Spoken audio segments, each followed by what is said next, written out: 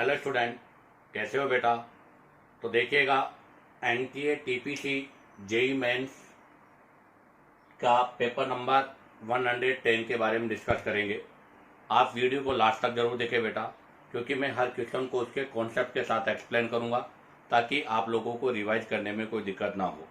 और आपका अगर टॉपिक पढ़ा हुआ है तो भी इसको जरूर देखें ताकि आप लोगों का रिवाइज हो जाए और किसी क्वेश्चन को सोल्व करने का तरीका भी आपको पता चल जाए। तो देखिएगा, इसके अंदर सबसे फर्स्ट क्वेश्चन है 9, which of the following compound can not give iodoform test. इनमें से कौन सा आइडोफॉर्म टेस्ट नहीं देगा। तो मैं आपको क्लियर कर दूं कि आइडोफॉर्म जो होता है जनरली अल्कोहल और कार्बोनिल कंपाउंड शो करते हैं। आपके अल्कोहल और कार्बोनिल कंपाउंड जो है वो आइडोफॉर्म टेस्ट देते हैं। अल्कोहल में भी कौन सा अल्कोहल, जिसमें CH3CHOH अर्थात सेकेंडरी अल्कोहल, जिसके अंदर बीटा पोजीशन पर मिथाइल ग्रुप हो, अर्थात बीटा पोजीशन पर मिथाइल होगा, वही अल्कोहल आपका आइडोफॉर्म टेस्ट देगा। कार्बोनिल कंपाउंड में अगर हम बात करें तो CH3C डबल बॉन्ड O, इसके साथ में अल्फा पोजीशन पर मिथाइल ग्रुप होना चाहिए। ऐसा ग्रुप जिसके अंदर होगा वही आपका आइडोफॉर्म देगा। हालांकि वैसे पायरुविक एसिड है, पायरुवेल्डिहाइड है, वो भी आपके आइडोफॉर्म टेस्ट देते हैं। बट अगर मैं जनरली बात करूं तो अल्कोहल वो जिसमें बीटा पर मिथाइल हो और कार्बोनिल कंपाउंड वो जिसमें अल्फा पर मिथाइल हो। बट आप ध्यान दें, कार्बोक्सिलिक एसिड जो होता है, जैसे सपोज डेट ये कार्बोक्सिलिक एसिड है, इसके अंदर यहाँ पर अल्फा पर मिथाइल है, बट ये नहीं करते। उसका रीजन है कि यहाँ पर जो भी आपका ग्रुप होता है वो रेजोनेंस करता है, और रेजोनेंस की वजह से यहाँ पर ये ग्रुप जो होता है वो पुअर लीविंग ग्रुप होता है, और पुअर लीविंग ग्रुप होने की वजह से आइडोफॉर्म टेस्ट शो नहीं करेगा। तो आपके अल्कोहल और कार्बोनिल कंपाउंड जो है वो आइडोफॉर्म टेस्ट शो करते हैं, और वो भी अल्कोहल जिसमें बीटा पर मिथाइल हो और कार्बोनिल अल्फा पर मिथाइल हो। फर्स्ट में आप देखिएगा अल्फा बीटा बीटा पर मिथाइल है, फर्स्ट शो करेगा। सेकंड में अल्फा बीटा पर मिथाइल है, सेकंड शो करेगा। थर्ड में अल्फा बीटा पर मिथाइल है, थर्ड शो करेगा। फोर्थ यहाँ पर कार्बोक्सिलिक एसिड है, और कार्बोक्सिलिक एसिड हमेशा नेगेटिव आइडोफॉर्म शो करते हैं, इसलिए इस क्वेश्चन का आंसर होगा डी, अर्थात डी ऑप्शन जो है वो आइडोफॉर्म टेस्ट शो नहीं करेगा।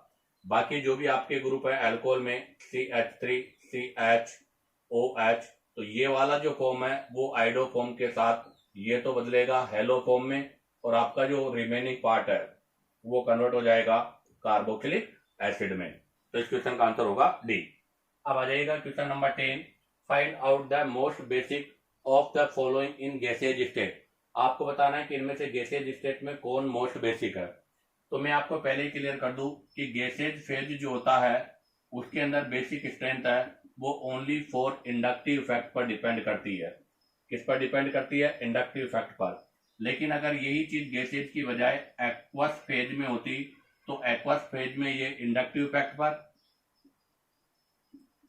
इफेक्ट पर, सोल्वेशन एनर्जी पर और स्टेरिक हिंड्रेंस पर, इन तीनों फैक्टर पर डिपेंडेंट होती है। बट यहाँ पर उसने गैसेज स्टेट में पूछा है तो गैसेज स्टेट में इंडक्टिव इफेक्ट हमें चेक करना है। अब आप देखिएगा, यह है आपका 1 डिग्री अमाइन, जहां पर 1 एल्काइल ग्रुप है, इसका प्लस आई है इसलिए लोन पेयर बढ़ेगा तो डोनर टेंडेंसी भी इंक्रीज होगी। उसके बाद में अब मैं ले रहा हूं यहां पर 2 डिग्री, ये आपका 2 डिग्री अमाइन है। अब के बाद डोनर एटम 2 है, ये 1 डिग्री अमाइन है, तो यहाँ पर इसका भी प्लस आई होगा, दो प्लस आई है, दोनों को डोनेट करेंगे तो इस पर लोन पेयर और भी ज्यादा बढ़ेगा। तो इसकी डोनर टेंडेंसी फर्स्ट के कंपेयर में और भी मोर होगी। अब हम बात करते हैं 3 डिग्री अमाइन। तो ये मैंने 3 डिग्री अमाइन लिया है, इस पर ये लोन पेयर है, ये अल्काइल ग्रुप, इसका भी प्लस आई, ये अल्काइल ग्रुप, इसका भी प्लस आई, ये अल्काइल ग्रुप, इसका भी प्लस आई, ये लोन पेयर डोनेट करेगा, ये भी लोन पेयर डोनेट करेगा, इससे यहाँ पर लोन पेयर बहुत ज्यादा बढ़ जाएगा, और लोन पेयर ज्यादा बढ़ जाएगा तो इसकी डोनर टेंडेंसी और भी ज्यादा होगी। तो यहाँ पर अगर हम बेसिक स्ट्रेंथ के ऑर्डर की बात करें तो 3 to 1 होगा, अर्थात गैसेज फेज में बेसिक स्ट्रेंथ का ऑर्डर 3 डिग्री का सबसे ज्यादा होगा, उसके बाद 2 डिग्री का होगा, 1 डिग्री का सबसे कम होगा। और एक चीज और मैं क्लियर कर दूं कि अगर लोन पेयर आपका डीलोकेलाइज है, अर्थात रेजोनेंस में अगर है, तो आपको पता है वो आपका हमेशा लीस्ट बेसिक होगा। क्यों? क्योंकि उसके पास वो लोन पेयर खुद के पास ही नहीं है, वो अपना लोन पेयर डोनेट कर चुका है, इसलिए वो लीस्ट बेसिक होता है। तो अब आप जरा देखिएगा, फर्स्ट के अंदर एमाइड है, हमें पता है कि एमाइड तो एम्फोटेरी के नेचर होता है, इसलिए एमाइड तो मोस्ट बेसिक नहीं हो सकता। सेकेंड ऑप्शन में देखो आप, लोन पेयर सिग्मा पाई, अर्थात यहाँ पर रेजोनेंस हो रहा है, और अर्थात यहाँ पर लोन पेयर आपका डी लोकेलाइज है, और अगर लोन पेयर डी लोकेलाइज है तो भी ये लीस्ट बेसिक होगा। थर्ड वाले में देखिएगा, आपका लोन पेयर डी लोकेलाइज तो नहीं है बट 1 डिग्री अमाइन है, और सेकेंड ऑप्शन में आपका 2 डिग्री अमाइन है, तो इसका मतलब सबसे मोस्ट बेसिक होगा डी। तो इस क्वेश्चन का आंसर होगा डी। अगर मैं ऑर्डर की बात करूं तो सबसे ज्यादा बेसिक होगा डी, क्योंकि वो 2 डिग्री है, उसके बाद में होगा सी क्योंकि वो 1 डिग्री है, उसके बाद अगर हम बात करें तो बी, और उसके बाद में होगा ए, क्योंकि अमाइड एम्फोटेरिक होता है, इसलिए अमाइड लीस्ट बेसिक होता है। तो क्वेश्चन नंबर 9 का आंसर तो होगा डी, और क्वेश्चन नंबर 10 का आंसर भी होगा डी। अब आप चाहो तो यहाँ से इसका स्क्रीनशॉट ले सकते हो। अब हम यहाँ से नेक्स्ट क्वेश्चन के बारे में डिस्कस करेंगे। तो देखिएगा, अब हम डिस्कस करेंगे next question. Next question number 11, on reduction of glucose with sodium amalgam and water give. तो ये ग्लूकोज के रिडक्शन का प्रोसेस है। तो आप जरा देखिएगा, ग्लूकोज होता है CHO,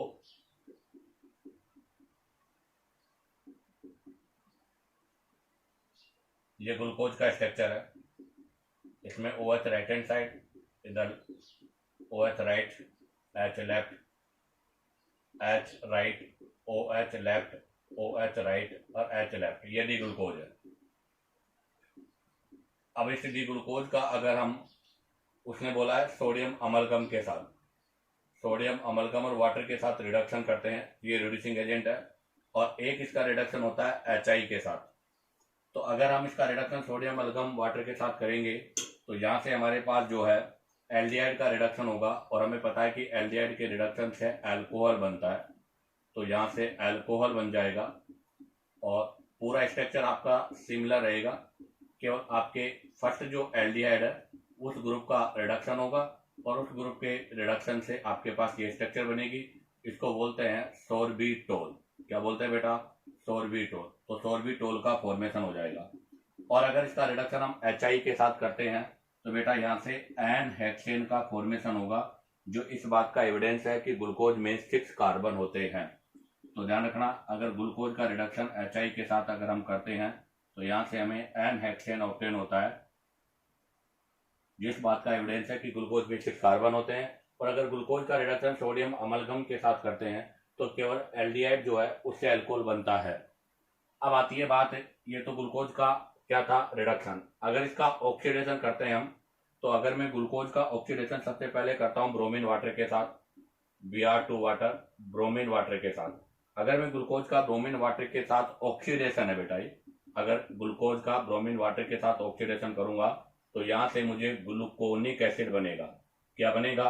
ग्लूकोनिक एसिड बनेगा, और ग्लूकोनिक एसिड में केवल एल्डिहाइड जो है उसी से COOH कार्बोक्सिलिक एसिड का फॉर्मेशन होगा, अर्थात ब्रोमीन वाटर के द्वारा एल्डिहाइड से कार्बोक्सिलिक एसिड बनता है। बट अगर मैं इसका ऑक्सीडेशन HNO3 नाइट्रिक एसिड के साथ करता हूं, अगर मैं इसका ऑक्सीडेशन नाइट्रिक एसिड के साथ करता हूं तो ऐसी कंडीशन पर सैकेरिक एसिड बनेगा। क्या बनेगा बेटा? सैकेरिक एसिड का फॉर्मेशन होगा, और सैकेरिक एसिड के अंदर आपका जो एल्डिहाइड है वो भी कार्बोक्सिलिक एसिड में कन्वर्ट होगा, और आपका जो अल्कोहल है वो भी आपके किस में कन्वर्ट होगा? कार्बोक्सिलिक एसिड में कन्वर्ट हो जाएगा। तो ये सैकेरिक एसिड का स्ट्रक्चर है। तो इस क्वेश्चन का आंसर था सोडियम अमलगम वाटर के साथ, तो इस क्वेश्चन का आंसर होगा सोर्बिटोल। ये ऑक्सीडेशन से बनेगा, प्रोपोज पॉसिबल नहीं है। अब आप चाहो तो यहाँ से इसका स्क्रीनशॉट ले लीजिएगा। अब हम यहाँ से नेक्स्ट क्वेश्चन के बारे में डिस्कस करेंगे। देखिएगा, अब हम डिस्कस करेंगे next question number 12, which reagent is use to check phenolic functional group. कौन से रिएजेंट को हम फिनोल के फंक्शनल ग्रुप के लिए यूज करते हैं? तो सबसे पहला दे रखा है लुकास रिएजेंट। आपको मैं क्लियर कर दूं, लुकास रिएजेंट का मतलब हो गया कंसर्टेड HCl प्लस ZnCl2, अर्थात कंसर्टेड HCl के साथ ZnCl2 लुईस एसिड को हम यूज करते हैं। It is the NSR reaction है, और अल्कोहल के वाया ये रिएक्शन होता है, और 1 डिग्री 2 डिग्री और 3 डिग्री अल्कोहल में डिफरेंस करने का ये मेथड है। तो लुकास रिएजेंट के वाया तो हम 1 डिग्री 2 डिग्री 3 डिग्री अल्कोहल में डिफरेंस करते हैं, इसलिए फर्स्ट ऑप्शन आपका रॉन्ग है। क्योंकि जब अल्कोहल का रिएक्शन हम लुकास रिएजेंट के साथ करते हैं तो वहां से हमें आरसीएल एल्किल हैलाइड की टर्बिडिटी ऑब्टेन होती है, जो कि डिफरेंट डिफरेंट है। 1 डिग्री अल्कोहल, 2 डिग्री और 3 डिग्री। 1 डिग्री अल्कोहल में आफ्टर 30 मिनट के बाद टर्बिडिटी मिलेगी। 2 डिग्री में अगर बात करें तो अबाउट 5 मिनट के आसपास में होगा, और अगर 1 डिग्री की बात करें तो 1 डिग्री के अंदर इमीडिएटली होगा। अब बात आती है बी ऑप्शन फेरिक क्लोराइड। तो सर इसका आंसर फेरिक क्लोराइड ही होगा, क्योंकि जो फिनोल होता है और फिनोलिक जो फंक्शनल ग्रुप है उसका रिएक्शन जब हम न्यूट्रल फेरस क्लोराइड के साथ करते हैं तो हमें यहाँ पर वोयलेट कलर ऑब्टेन होता है। ब्राउन कलर भी हो सकता है, रेडिश ब्राउन कलर जिसको हम बोलते हैं, रेडिश ब्राउन कलर। तो इस कलर का कलर हमें ऑब्टेन होता है, इसलिए न्यूट्रल एसिड फिनोल के टेस्ट के लिए यूज किया जाता है। अब आता है सी ऑप्शन 2,4-DNP। आपको पता है 2,4-DNP जो होता है इसका मतलब होता है 2,4-डाइनाइट्रोफेनिल तो ये होता है 2,4-डाइनाइट्रोफेनिल और सर ये होता है टेस्ट फॉर कार्बोनिल ग्रुप। अगर आपको कार्बोनिल कंपाउंड का टेस्ट करना है तो उसके लिए हम 2,4-DNP यूज करते हैं, जहां से हमें येलो, रेड, ऑरेंज ये टाइप का कलर ऑब्टेन होता है। तो ये तो टेस्ट फॉर कार्बोनिल कंपाउंड का है, इसलिए ये भी आपका आंसर रॉन्ग है। फर्स्ट भी आपका आंसर रॉन्ग है, बी आंसर आपका राइट है। NH4OH की अगर मैं बात करूं तो अमोनियम हाइड्रोक्साइड ये भी जनरली कार्बोनिल कंपाउंड टेस्ट में यूज करते हैं, अर्थात कार्बोनिल जो कंपाउंड होते हैं वही अमोनियम हाइड्रोक्साइड के साथ रिएक्शन करते हैं, इसलिए इस क्वेश्चन का आंसर होगा बी। अब आप चाहो तो यहाँ से इसका स्क्रीनशॉट ले लीजिएगा। अब हम यहाँ से नेक्स्ट क्वेश्चन के बारे में डिस्कस करेंगे। तो देखिएगा, अब हम डिस्कस करेंगे next question number 13। When compound A C8H9Cl is treated with alcoholic AgNO3 a white PPT is formed। कहने का मतलब कोई कंपाउंड A है और इसका रिएक्शन जब हम करते हैं AgNO3 के साथ अल्कोहलिक तो SN1 रिएक्शन होगा, और SN1 रिएक्शन के वाया यहाँ से अल्कोहल का फॉर्मेशन होगा।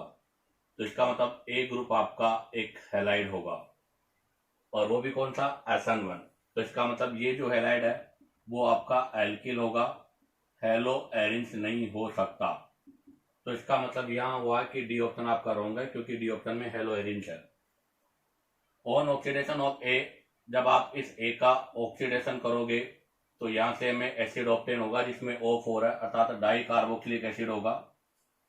और जब डाई कार्बोक्सिलिक एसिड को हीट करेंगे तो यहाँ से एनाइडाइड बनेगा।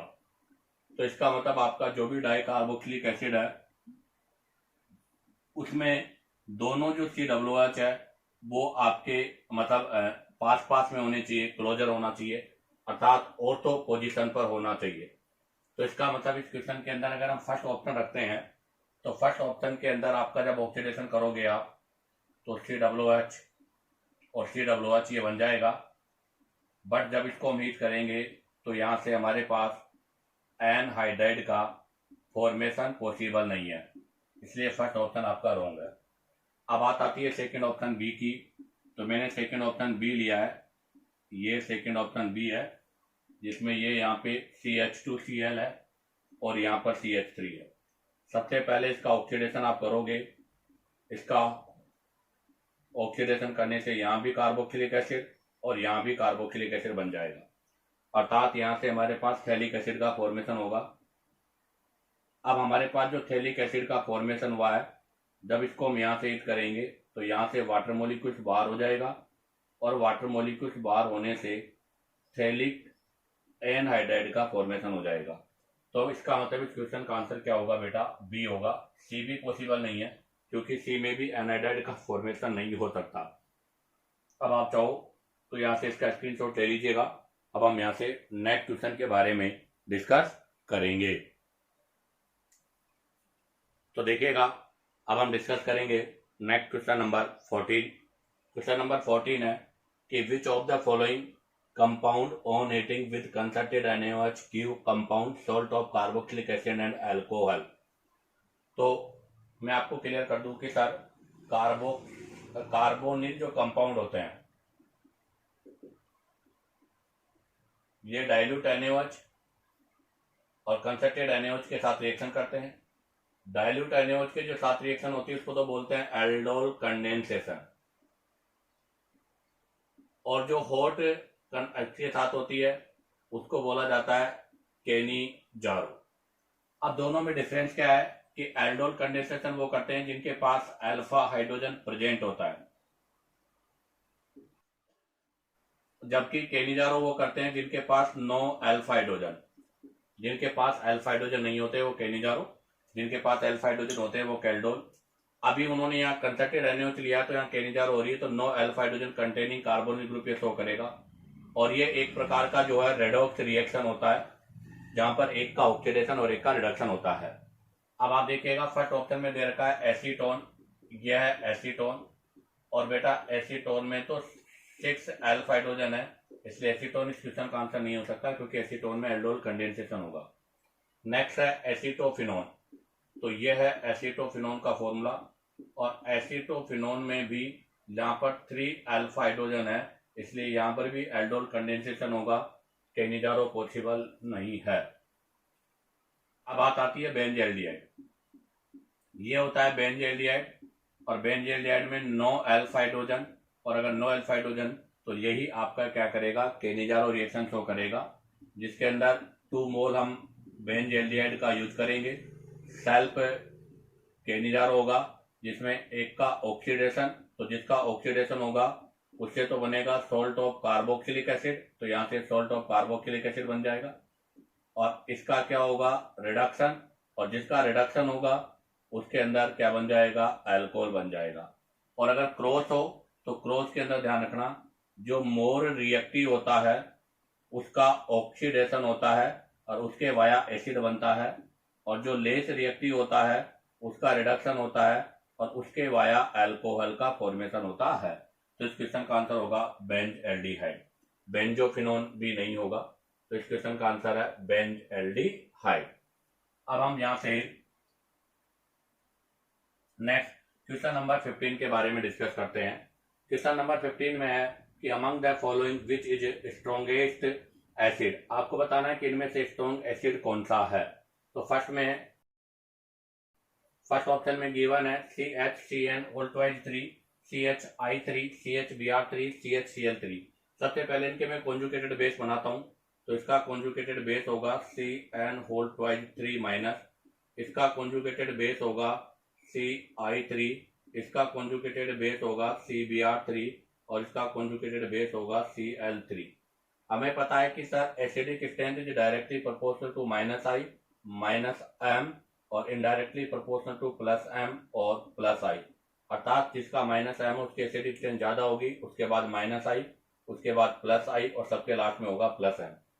अब आप देखिएगा सबसे फर्स्ट ऑप्शन आपके पास जो दे रखा है उसमें कार्ब एनाइन है, और इस कार्ब एनाइन के तीनों साइड ट्रिपल बॉन्ड लगा हुआ है, यहाँ भी ट्रिपल बॉन्ड, यहाँ भी ट्रिपल बॉन्ड और यहाँ पर भी ट्रिपल बॉन्ड ये लगा हुआ है। इस ग्रुप का भी -M है, इस ग्रुप का भी -M है और यहाँ से भी -M है, तो इसका मतलब ये बनने वाला इंटरमीडिएट मतलब आपका conjugated base highly stable conjugated base है, क्योंकि इस पर 3 साइड -M इफेक्ट है।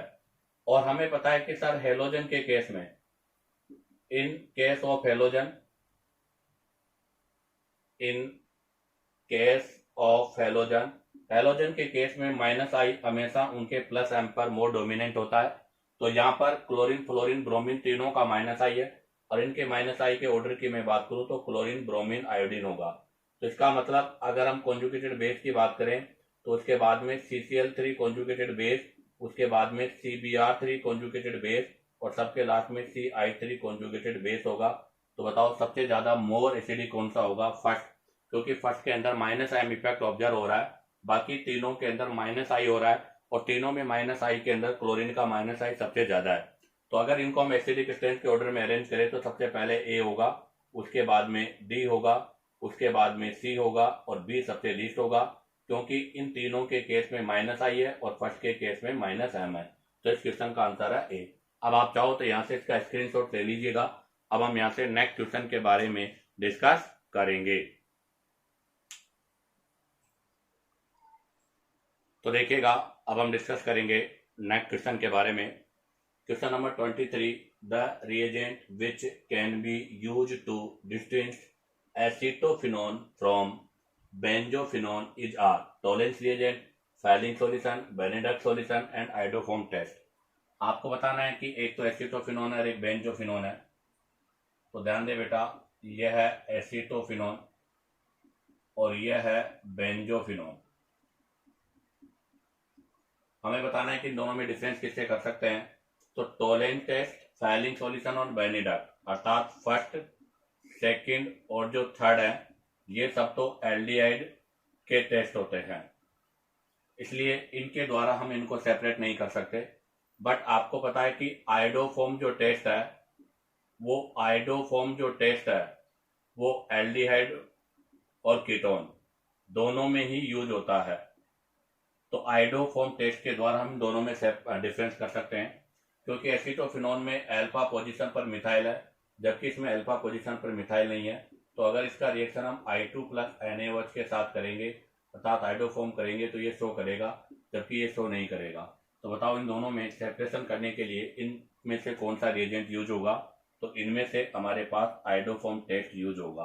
तो बताइएगा, इंटीजर का आंसर क्वेश्चन है, तो इस क्वेश्चन का आंसर होगा 1। केवल एक ही रिएजेंट ऐसा है जो इनके बीच में भी डिफरेंस कर सकता है। इससे जस्ट पहले वाले क्वेश्चन में भी एक क्वेश्चन था जिसमें केनिजारो रिएक्शन था, उसमें बेंज एल्डिहाइड केनिजारो कर रहा था, उसमें ऑप्शन में बेंजोफिनोन था। ध्यान रखना बेटा, बेंजोफिनोन जो होता है ये केनिजारो भी शो नहीं करता, क्योंकि इसमें क्राउडिंग ज्यादा है और क्राउडिंग मोर होने की वजह से केनिजारो पॉसिबल नहीं है। अब हम डिस्कस करेंगे next question number 24। How many monochlorination product excluding their stereoisomers if any, अर्थात स्टीरियोआइसोमेरिज्म को छोड़ दो, are possible for 2,2 dimethyl pentane. तो सबसे पहले तो मैं 2,2 डाइमिथाइल पेंटेन बनाता हूं। यह है 2,2 डाइमिथाइल पेंटेन। तो ध्यान दे, 2,2 डाइमिथाइल पेंटेन का स्ट्रक्चर है और 2,2 डाइमिथाइल पेंटेन का हमें क्लोरीनेशन करना है, और इसके क्लोरीनेशन से हमारे पास कितने प्रोडक्ट बनेंगे वो बताने हैं।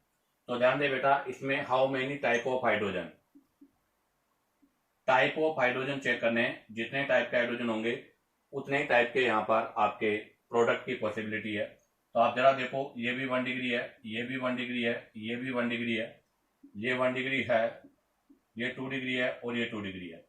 तो अगर हम टाइप ऑफ कार्बन की बात करें तो टाइप ऑफ कार्बन तो यहाँ पर 2 है, बट अगर हम यहाँ पर टाइप ऑफ हाइड्रोजन की बात करें तो 4 टाइप के हाइड्रोजन है। आप देखिएगा, ये 1 डिग्री है और ये भी 1 डिग्री है, बट ये 1 डिग्री जिसके साथ कनेक्ट है वो 4 डिग्री कार्बन है, जबकि ये 1 डिग्री जिसके साथ कनेक्ट है वो 2 डिग्री है। इसका मतलब ये वाले 1 डिग्री ए है तो ये वाला 1 डिग्री बी है। अब आप देखो, ये भी 2 डिग्री, ये भी 2 डिग्री, बट ये दोनों 2 डिग्री भी डिफरेंट है, क्योंकि ये 2 डिग्री 1 डिग्री से कनेक्ट है, तो ये 2 डिग्री 4 डिग्री से कनेक्ट है। तो इसका मतलब ये सी है और ये डी है। तो टोटल यहाँ पर 4 टाइप के हाइड्रोजन है, और अगर टोटल यहाँ पर 4 टाइप के हाइड्रोजन है तो बेटा यहाँ से 4 टाइप के प्रोडक्ट की भी पॉसिबिलिटीज है। तो एक तो बनेगा ये, सेकंड आपका बनेगा CH3, CH3, CH3, CH और Cl, एक ऑप्शन आपका ये होगा। थर्ड आपका होगा CH3, CH3, CH3, CH2, CHCl, CH3, ये थर्ड होगा। और फोर्थ वाला एक और इसमें आगे क्लोरीन रिप्लेस हो जाएगा, तो C, C, C, C, C और Cl, ये फोर्थ होगा। तो ये फर्स्ट, ये सेकंड, ये थर्ड और ये फोर्थ, तो इसमें टोटल 4 टाइप के प्रोडक्ट का फॉर्मेशन होगा। तो इस क्वेश्चन का आंसर होगा बेटा 4। अगर स्टीरियो भी काउंट होते तो इसकी पॉसिबिलिटी और थी, क्योंकि आप देखिएगा स्टीरियो के अंदर अगर हम क्रेल सेंटर की बात करें तो ये कार्बन आपका क्रेल सेंटर हो जाता है। अगर आगे बात करूं तो ये कार्बन भी आपका क्रेल सेंटर हो जाता है, और अगर आगे मैं बात करूं तो यहाँ पर कोई क्रेल सेंटर नहीं है, तो इसमें 2 क्रेल सेंटर और हो जाते, और 2 क्रेल सेंटर का मतलब 2 प्रोडक्ट और बढ़ जाते। तो अगर स्टीरियो काउंट करता, स्टीरियो भी अगर मैं काउंट करता तो 6 होते, बट उसने स्टीरियो नहीं, विदाउट स्टीरियो काउंट किए, तो इस क्वेश्चन का आंसर होगा 4। अब आप चाहो तो यहाँ से इसका स्क्रीनशॉट ले लीजिएगा। अब हम यहाँ से नेक्स्ट क्वेश्चन के बारे में डिस्कस करेंगे। तो देखिएगा, अब हम डिस्कस करेंगे नेक्स्ट क्वेश्चन नंबर 35। ये भी इंटीजर का है।